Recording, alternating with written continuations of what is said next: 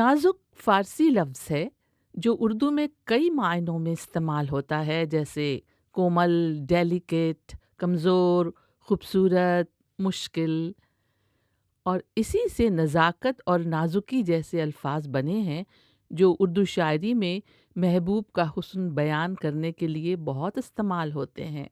میر کا بہت مشہور شعر ہے، سب کو یاد ہوگا: نازکی ان کے لب کی کیا کہیے، نازکی ان کے لب کی کیا کہیے، پنکھڑی ایک گلاب کی سی ہے۔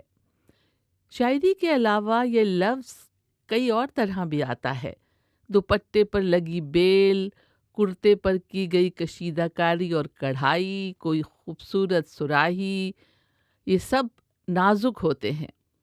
زیور تو نازک ہوتے ہی ہیں، لیکن کچھ لوگوں کے مزاج بھی نازک ہوتے ہیں۔ نازک مزاج یعنی وہ جو ذرا سی بات پر برا مان جاتے ہیں۔